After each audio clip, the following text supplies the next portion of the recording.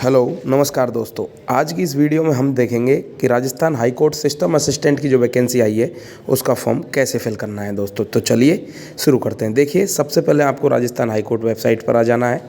आप जैसे ही वेबसाइट पर आएंगे, नीचे आपको यहाँ दिखाई देगा रिक्वायरमेंट। जैसे ही आप रिक्वायरमेंट के ऊपर क्लिक करेंगे दोस्तों और थोड़ा सा नीचे आएंगे, आपको दिखाई देगा सिस्टम असिस्टेंट 2023। आप जैसे ही इसके ऊपर क्लिक करेंगे, आपको रेड कलर में दिखाई दे रहा है ऑनलाइन एप्लीकेशन पोर्टल। इस पर क्लिक करते ही आप एक नए पेज के ऊपर रिडायरेक्ट हो जाएंगे और यहाँ पे आपको दो ऑप्शन दिखाई देंगे दोस्तों, जिसमें एक लॉगिन एक रजिस्ट्रेशन। यदि आप बिल्कुल नए हैं, अभी तक आपने कुछ भी नहीं किया, तो आपको रजिस्टर नाउ करना है। और यदि आप लॉगिन करना चाहते हैं, यानी कि आपने पहले से ही यूज़र आईडी बनाई हुई है, तो आप लॉगिन करेंगे। अभी हम बिल्कुल नया फॉर्म भर रहे हैं, तो हम रजिस्टर नाउ पे क्लिक करेंगे। और जैसे ही रजिस्टर नाउ पे क्लिक करोगे आप लोग, इस तरीके का फॉर्म आपको दिखाई देगा। इस फॉर्म में दोस्तों आपको सबसे पहले रजिस्ट्रेशन करना है, जिसमें आपको अपना नाम, अपने पिताजी का नाम, अपनी माताजी का नाम और आपका जेंडर, आपकी डेट ऑफ बर्थ भरनी है दोस्तों। डेट ऑफ बर्थ और ये बाकी की चीज़ें भरने के बाद आपको अपना मोबाइल नंबर वेरीफाई करना है दोस्तों। मोबाइल नंबर वेरीफाई करने के लिए दिए गए सेक्शन में आपको मोबाइल नंबर डालना है दोस्तों।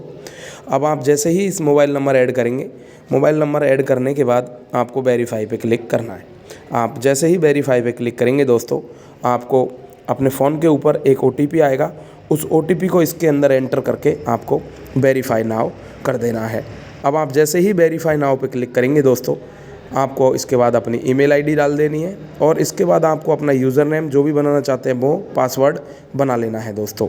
यूज़र नेम और पासवर्ड बनाने के बाद आपको ये कैप्चा फिल कर देना है। ध्यान रहे, यूज़र नेम और पासवर्ड आपको खुद बनाना है। कैप्चा फिल करने के बाद जैसे ही आप क्लिक करेंगे, आपको इस तरीके का फॉर्म दिखाई देगा, जिसमें हम सबसे पहले फॉर्म फिलअप वाला जो ऑप्शन आपको दिखाई दे रहा है उसके ऊपर क्लिक करेंगे दोस्तों।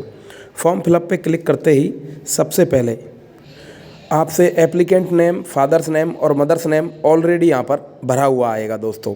जेंडर भी आपको भरा हुआ मिलेगा। इसके बाद सबसे पहले आपको अपना मैरिटल स्टेटस भर देना है। यदि आप शादीशुदा है तो मैरिड, और यदि नहीं है तो अनमैरिड कर देना है दोस्तों, क्योंकि आगे के ऑप्शन इसी के आधार पर खुलेंगे। अब इसके बाद आपको अपना बोनीफाइड रेजिस्टेंस भर देना है कि आप राजस्थान के हैं या अदर स्टेट के हैं दोस्तों। इसके बाद आपको अपनी नेशनलिटी सेलेक्ट करनी है दोस्तों।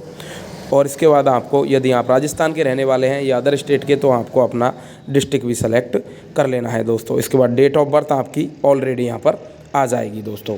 इसके बाद अगला जो ऑप्शन आपको दिखाई देगा वो कैटेगरी डिटेल है दोस्तों। अब एक चीज़ का आपको यहाँ विशेष रूप से ध्यान रखना है कि आपकी जो भी कैटेगरी है, यदि आप जनरल से फिल करेंगे तो जनरल फिल करने के बाद आपको अपने रजिस्ट्रेशन नंबर यानी कि डॉक्यूमेंट के यहाँ नहीं डालने हैं। लेकिन आप यदि ST SC OBC जो भी करेंगे दोस्तों, आपसे यहाँ पर आपके जो भी डॉक्यूमेंट है उसकी जानकारी जाति प्रमाण पत्र की साथ में पूछी जाएगी। अब आपको जो अगला ऑप्शन दिखाई दे रहा है वो स्पेशल कैटेगरी वालों के लिए है। यदि आप किसी भी स्पेशल कैटेगरी से नहीं हैं तो आपको नो कर देना है। यदि आप किसी भी प्रकार के एक्स सर्विसमैन या स्पोर्ट पर्सन नहीं है या फिर डिफेंस सर्विस पैनल में भी नहीं है, तो भी आपको नो कर देना है दोस्तों। अब इसके पश्चात आपका जो अगला ऑप्शन है वो आपको एड्रेस डिटेल दिखाई देगा, जिसमें आपको अपना फुल एड्रेस बिल्कुल जो भी आपके ओरिजिनल डॉक्यूमेंट्स में है दोस्तों वो डाल देना है। मोबाइल नंबर और ईमेल आईडी आपको यहाँ पर ऑलरेडी दिखाई देगी, वो आपको फिल करने की ज़रूरत नहीं है। अब आपका जो अगला ऑप्शन है वो है एजुकेशन क्वालिफिकेशन। ये चीज़ें आपको ध्यान से भरनी है दोस्तों। एक ज़्यादा ध्यान रखें, इसके अंदर आपसे केवल डिवीज़न और ग्रेड पूछी जाती है। तो आपको अपनी 10वीं 12वीं, अब ग्रेजुएशन, जैसे कि जिन लोगों ने डायरेक्ट बीटेक किया हुआ है या BCA किया हुआ है वो तो यहाँ भर सकते हैं, लेकिन जिन लोगों ने PGDCA किया है वो ग्रेजुएशन में अपनी नॉर्मल ग्रेजुएशन भरें। और PGDCA आपको ऑप्शन नंबर 5.4 में भरनी है, जिसके अंदर आपको कंप्यूटर क्वालिफिकेशन लिखा हुआ दिखाई दे रहा है दोस्तों। ये सब चीज़ें आसानी से भरने के बाद अब आपको अदर इन्फॉर्मेशन की चीज़ें भी भरनी है दोस्तों। अब यदि आप देखेंगे तो अगले ऑप्शन आपको अदर इन्फॉर्मेशन दिखाई दे रहे हैं, जिसके अंदर आपको ये बताना है कि आपके पास एक से दो ज़्यादा बीवी तो नहीं है, क्या आपने दहेज एक्सेप्ट किया है। इसमें आपको नो करना है दोस्तों, क्योंकि हाई कोर्ट का नियम है, यदि आपने गलती से इसके अंदर यस कर दिया तो आप एलिजिबल नहीं होंगे। इसके बाद आपकी वाइफ के बारे में जानकारी, आपके खिलाफ कोई FIR हुई है उसके बारे में जानकारी, या आप कभी किसी एग्जामिनेशन में परमानेंटली डिवाइड किए गए हैं उसके बारे में जानकारी, या कोई कोर्ट ऑफ ऑफेंस लॉ यदि आपके ऊपर लगा हुआ है तो उसके बारे में जानकारी आपको फिल कर देनी है। वैसे अमूमन इसके अंदर सारे ऑप्शन आपको नो ही फिल करने होते हैं दोस्तों। ये सारी चीज़ें भरने के बाद आपको एक बार अपने फॉर्म को बहुत अच्छे से रीड आउट भी कर लेना है ताकि कोई भी गलती ना रह जाए, क्योंकि ये बहुत ही एसेंशियल जानकारी है दोस्तों, जो कि आपके सिलेक्शन के ऊपर एक तरीके से रोक भी लगाई जा सकती है दोस्तों। अब इन सारी चीज़ों को अच्छे से चेक और भरने के बाद अगला ऑप्शन आपको दिखाई देता है फोटोग्राफ एंड सिग्नेचर, जिसमें आपको फोटोग्राफ की साइज़ इसने बताई हुई है 10 से 25 KB 250 और 10 से 25 KB सिग्नेचर अपलोड करना है दोस्तों JPEG फॉर्मेट में। और साथ ही आपकी कोई भी एक मूल आईडी, जैसे कि आपका आधार कार्ड हो गया, आपका पहचान पत्र हो गया, फ़ोटो प्रूफ, उसकी दोनों तरफ से फ़ोटो आपको यहाँ पे पिक करके उस इमेज को 10 से 50 KB के अंदर JPEG फॉर्मेट में इसके अंदर अपलोड करना पड़ेगा, जो कि एग्ज़ाम के समय या बाद में इसका उपयोग बोर्ड के द्वारा किया जाएगा दोस्तों।